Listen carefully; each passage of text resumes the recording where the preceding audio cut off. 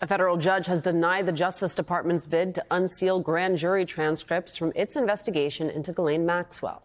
But the DOJ's legal battle over the Epstein files is far from over. Several legal groups are now demanding answers from the administration, filing their own requests to force the DOJ to release some of that information to the public, including our next two guests. Ambassador Norm Eisen, former special counsel and special assistant to President Obama. He's the founder and chair of the Democracy Defenders Fund. And Skye Perryman, president and CEO of Democracy Forward. So, Norm, let's start with you. Your group submitted a series of FOIAs, which are Freedom of Information Act requests, and you are seeking the records on communications between top Department of Justice officials relating to Jeffrey Epstein and Ghislaine Maxwell. You also, you're looking for things like how they decided to discuss it. I think this is where the rub is. Like these grand jury transcripts, no. What was redacted?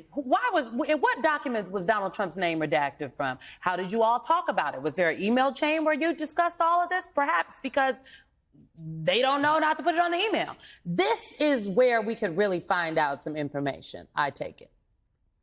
That's right, Simone. And we've done more than 10 of these FOIA requests in 3 tranches.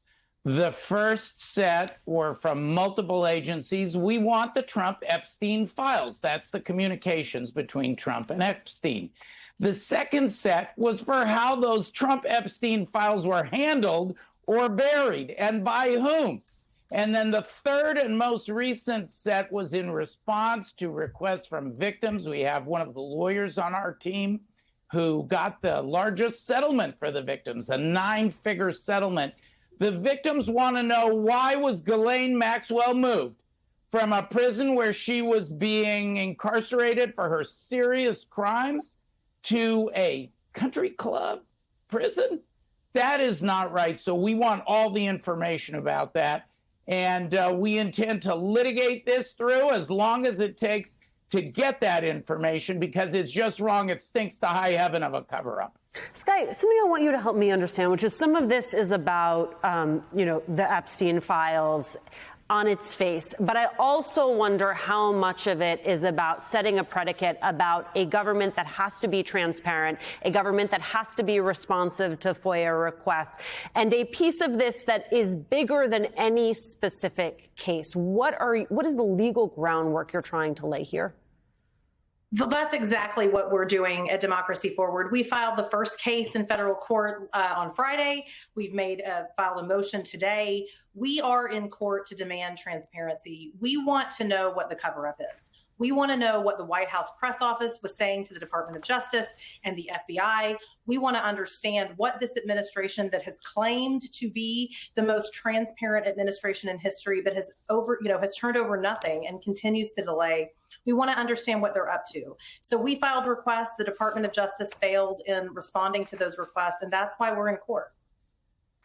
Do you have any confidence that you will prevail on the legal side of this with the judge? We do. Look, we are in federal court. This is it's an important case. This is a simple case. The law says what it says. The government hasn't complied, and we're in court to force that compliance. So we are very confident in this case and in the ability of the American people to demand transparency. It's unfortunate that we have to go to court to do this, right? This should be an administration that you don't have to go take them to court to force them to be transparent, but that's what we're doing.